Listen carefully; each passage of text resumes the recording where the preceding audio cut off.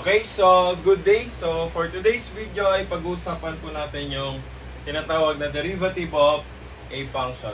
So if y is a function of x, so here are denotations po na pwede natin gamitin sa tinatawag na derivative. So that is dy over dx or derivative of y with respect to x, or pwede rin naman po yung d sub x, and pwede rin naman po yung f prime of x and yung y prime. So here are the formulas for the derivative. So the first formula is what we call the power rule. So the derivative of cx raised to n is just equal to c multiplied by n. So parang nag-bring down yung kanyang exponent, then x raised to n minus 1. Nag-reduce tayo ng 1 doon sa kanyang exponent, no? So parang ganito para mas maintindihan natin, no? Y. So let's say, for example, 3x raised to the 5th. Okay? So to find the derivative, sabi natin pwede natin gamitin yung y prime as derivative. So ang mangyayari lang po dito ay 3 times 5x raised to 4. So mangyayari dito magiging 15x raised to the 4th. No? So yan po yung kanyang magiging derivative. So the answer for that problem is 15x to the 4th. Okay, so para nagbigay lang ako ng example para mas maintindihan po natin kung ano yung ibig sabihin nitong formula na to. Pero bago natin po gamitin yan, sige po, let's try to derive po muna yung kanyang formula. Saan ba nang galing itong formula na to? So galing lang rin po yung formula na yan doon sa tinatawag nating 4-step rule. Okay, so ano ba yung 4-step rule? So sabi natin, recall lang sa first video, the limit of delta y over delta x as delta x approaches 0 is just equal to the limit of f of x plus delta x minus f of x over delta x as delta x approaches 0. So ito po yung definition ng derivative, and that is just equal to the derivative of y with respect to x. Okay, so yun po yan, yung notation na nandito. Okay, so saan po ba nagmula yung formula na to? So galing lang rin yan dito sa formula na yan, no? So let's have the 4-step rule. So if we have y is equal to f of x, and that is equal to cx raised to n. Okay, so let's try to solve f of x plus delta x. So f of x plus delta x.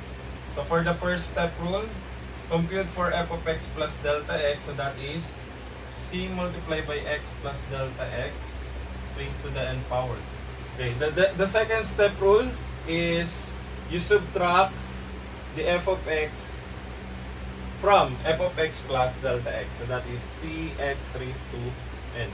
So once we subtract that, that will give us f of x plus delta x minus f of x is equal to c multiplied by x plus delta x raised to the n power minus cx raised to n. Okay, to expand this, applying the binomial theorem, so that is c multiplied by x plus x raised to n. Okay, then x raised to n, so plus n x raised to n minus 1 multiplied by delta x plus n times n minus 1 over 2 factorial plus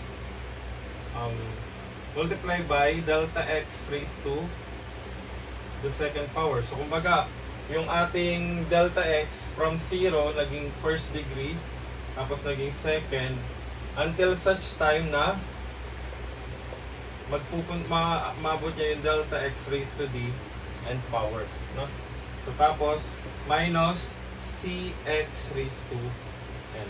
Okay, so to simplify, if we expand this cx raised to n to that one, so that will give us, so cx raised to n plus cnx raised to n minus 1 delta x plus n times n minus 1 2 factorial tapos delta x quantity squared Tapos ito po ay magkakaroon ng C. Okay, plus and so on hanggang makarating siya sa delta x.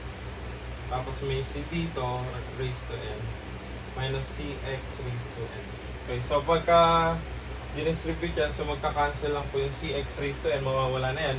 Then kung mapapansin nyo po, ay pwede natin i-factor yung delta x.